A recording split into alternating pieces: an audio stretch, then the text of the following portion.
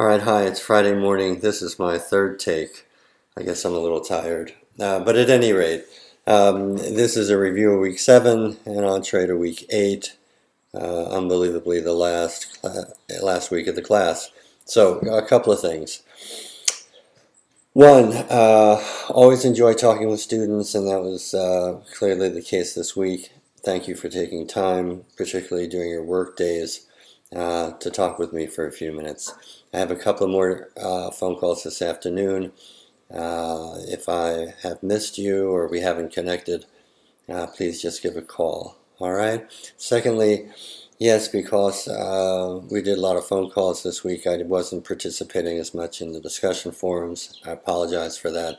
But I did note that he did just fine without me, which is great. You are actually a very wonderful cohort of students who can generate and drive really interesting discussions without much input from me or any professor. So that's kudos to you. I guess, and also related to that, Forrest, thanks for sharing the experiences of your friend or acquaintance who went through Robert's strategic thinking process at Caterpillar that is alluded to at the beginning of the book. Okay? I did note that some of you are having trouble getting your head around Robert, but I hope that through the video I did previously for the course and through our discussions on the phone this week and a post or two where I tried to reduce the essence of Robert's process, you can basically understand the principles or the essence of what he's trying to the essence of the process that he is advocating. If it's still unclear and you want to pursue it further, that's fine. Just give me a call and we'll try to figure it out. Okay. But I will just say one thing about the Robert process that I do really, really like, and I spoke with Arizona Elizabeth and Jessica about this at length actually during our phone calls. And that is that once he gets this the ideal vision of the organization set, and he's gone through all these steps beforehand that I won't get bogged down here trying to explain, because in a previous take I tried to do that and I got totally lost. I want to focus on once this end process here, the end of the process. You get the vision that you want your organization to look like, right? You know where it wants to be. You don't then make plans. No, you say, well, what are the key critical elements that we have to solve in order to realize our vision? He identifies those critical issues or those critical tasks, and then instead of making a plan on how to solve those or address those issues and tasks, no, he just says, okay, I got a working group for each of them. Now you run with it. You have the authority, you have the responsibility to get it done. And I'm coming back in 9 months, I think is what he says in the book. But essentially what he does here is he empowers teams, problem-solving teams, to make it happen. And so what's important here is think about what the traditional strategic plan would have done. It would have said, okay, this is where we want to get to. Now, it would lay out a step by step by step by step by step process for how to get from here to there, or how to realize the vision. Think about what that does for the team that has to, quote, implement that plan, versus what Robert has said. Okay, you guys are smart. You know what the task is. Go ahead. Go at it. Solve it. It's a very different approach. It's a very different way of treating employees, frankly. In one, Robert clearly wants to engage employees. He wants to use their smarts. He wants to use their real-time excitement, their real-time knowledge of what's going on in the company over those 9 months to basically act, not to plan, but to act and move the organization to this ideal, right? Versus basically telling employees or teams of people, this is what you now have to do. This is your challenge. This is your charge. Do A, B, C, D, E, F, G, H, I, J, K, L, M, N, O, P, Q, R, S, T, U, V, W, X, Y, Z. Because that's what we as a group have said is the way to do it. Right? One's very top down, the other one's very organic and empowering. And I think it has a big impact then on, frankly, the culture of your organization and your, quote, leadership style. You know,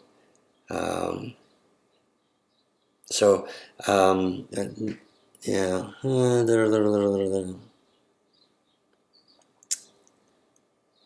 Yeah, so I guess I'm just looking at notes here. So the last note here is, just says, so there's an affective HR impact on employees regarding how and where you use these different tools. And Lapiana touches on this in his criticism of traditional strategic planning when he says that staff are exhausted and drained at the end of a planning process, and that they've spent so much time, planning. They got nothing left when it comes to actually implementing. And so I think that's just an interesting thing to look at. I hope I got that across okay. As I say, I'm a little tired, so it may not have come out so coherently. But then moving on, week 8, and this came up in the discussion forums as well, how communication is such an important thing. And really what I mean by communication here is that as a strategic thinker, as a strategic actor, your actions, your decisions, your thoughts, your decisions, and your actions can only be as good as the information upon which you are making those, doing that thinking, making those decisions, doing those actions.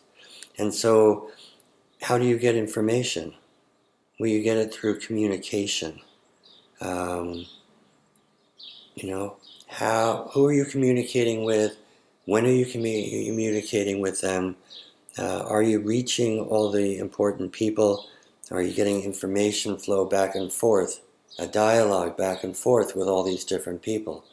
And I think the big thing here, and so that's why communication is really so important. And I like the hackneyed saying that when you assume, it makes an ass out of you and me. And if you write out assume, ASS is the ass, and then the U, and then the M and the E, right? And so in this week's short readings, you'll see that in each of the little vignettes that the key actors are not communicating.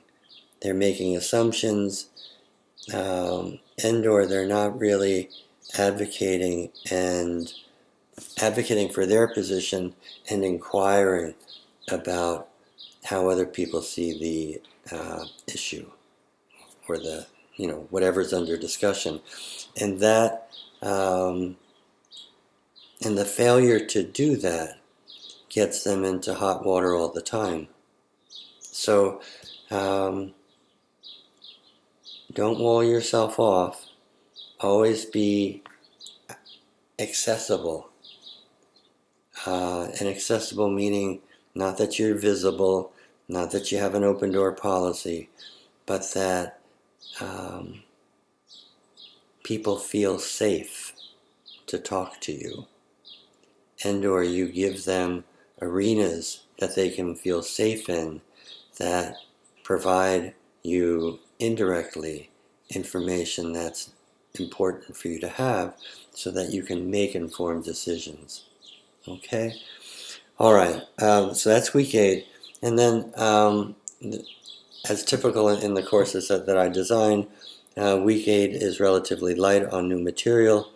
That gives you the opportunity to spend extra time doing a really good final. And as you know, the final is an either or. You can take an organization that you know really well, identify a strategic challenge that they have, and use the tools that we've talked about in the course, to analyze that strategic challenge and to come up with a recommendation. Okay? The other option, which I think most of you are doing from having spoken with you, is to do the case study on Terry Ann and the organization that she has become the new director of. So just so that everybody gets the same information, if you're doing the case study, remember that the overarching theme of this course is simply that strategic thinking, strategic planning, strategic deliberation. Well, all of that is only as good as the timeliness and effectiveness of the actions they produce. Okay? Right? In other words, you're doing all this strategic thinking, you're using these strategic tools to try to figure stuff out, but all of that effort is only useful to the extent that it leads to effective action. Right? Bryson talks about this, LaPiana certainly talks about this, and I hope that it's a theme that's run throughout the course. Okay?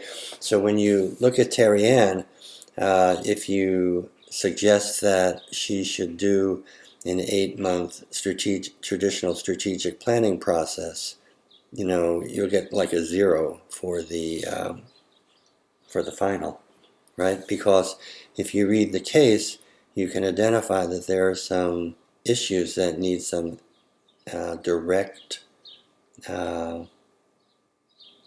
attention.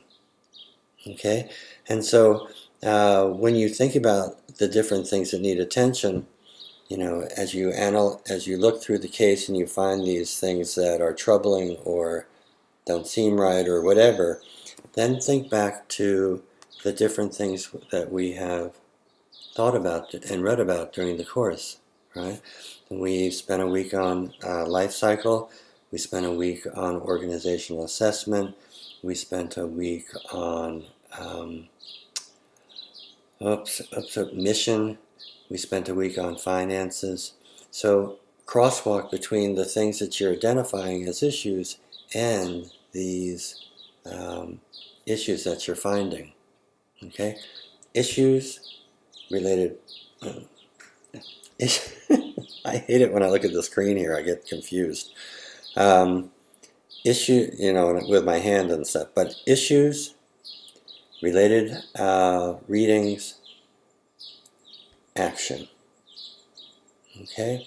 And if you do that in each of the areas that you identify as being problematic or needing attention, you'll do really well on the paper. Okay?